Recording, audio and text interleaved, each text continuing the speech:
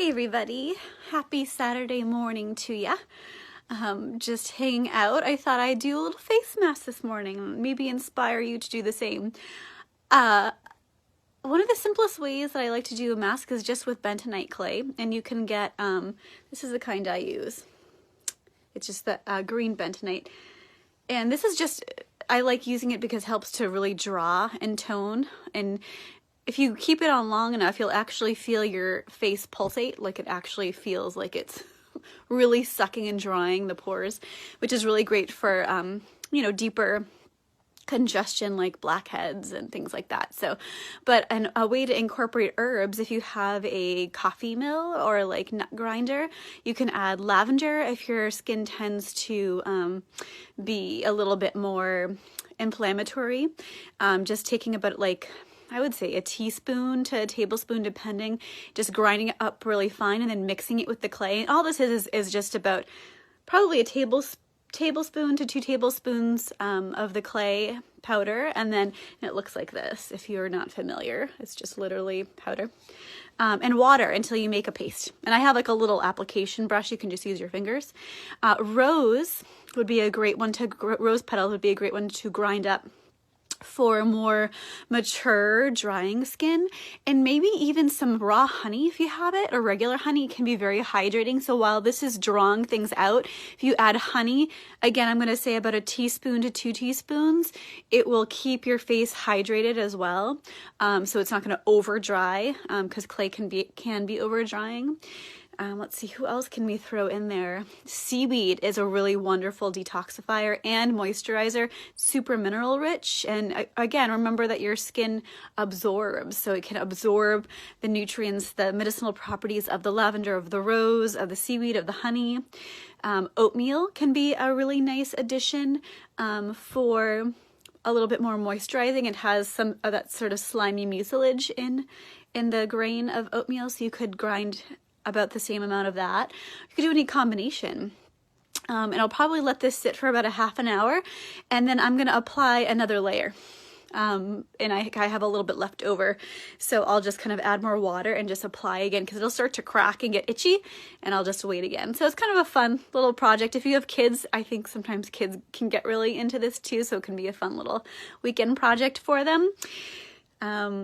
So yeah, I just wanted to throw that fun option out there to you. I wanted to think if I had any other additions that could be fun to add to your face mask. And you can find any of this stuff, of course, online during our quarantine time. Or probably, I mean, if you're making grocery store runs, you might be able to find some of it at your grocery store too. Anyhow, I also wanted to do a little shout out about the class I am doing tomorrow, the virtual webinar called Green Shield, Bug Repellents and Beyond. And this class is, of course, I think the title gives it away, but it's about how to keep ourselves safe from pests. And one of the things that bums me out about tick season and mosquito season and horsefly season, and the ticks are already out, if you haven't already heard about it, is that it keeps people from feeling safe outside, and they don't want to go on walks. They don't want to, go on hikes. They're like, oh man, the ticks, forget it. I hear it all the time. And, we're already so disconnected from spending more time out in nature. It really bums me out that, and of course it's with good reason. Lyme's disease is a big problem. It's scary. And certainly I don't want anyone to be infected with it. But that's not a reason to, stay inside and to not get outside, especially when we're home in quarantine. The spring is here, although it did snow this morning, but hey, that's New England for you. So this class is really wrapping around or focusing upon dissolving some of that fear and empowering you, not just about making your own bug spray, which is a big component of the class, but what foods can you eat? What supplements can you use? What herbs can you use systemically, internally for your body to keep yourself protected? What are some tips to keep yourself safe, to know how to catch them before they bite, to keep them from biting at all? And I'm talking specifically about ticks, but of course this goes across the board for mosquitoes and horseflies and whatnot. So this class goes beyond just DIY bug spray. It's really talking about looking at preventative measures across the board in a more holistic viewpoint. So like all of my online classes right now, first of all, I have them all up on my site, even the ones that have already come and gone, for you to acquire. So you just register, pay what you can. It starts as low as $10. Most of these are 2 hours long, and you get a ton of information. You get PDF notes that go along with the class, and you get access to my Jupiter's Labyrinth student forum to continue the conversation with me and other students that may have taken the same class as you. So you can join live, but you don't have to. And again, a lot of the classes have already come and gone, so they're not available live anymore, but you can always pick my brain for questions regardless.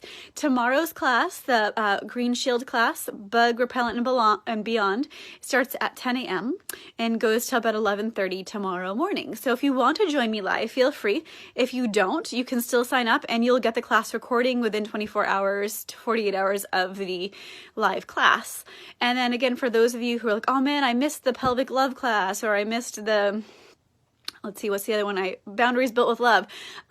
Just go ahead, go on my site, and you can still register for it and get the downloads. Again, at a sliding scale rate. So don't worry about classes that have already come and gone. If they're still interesting to you, you can still access them. What else did I want to say?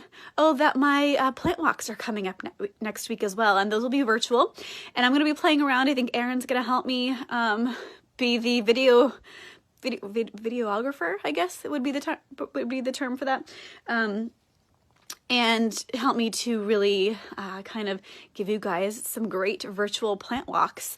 We're gonna start on Saturday on the walking bridge area in Dover, and then every week after that, there's 7 total. Every week after that, there will be a different location in Dover. I think we're gonna do one at Adams Point in Durham. But what's cool about this is that, again, a sliding scale rate, super cheap. You get 7 plant walks.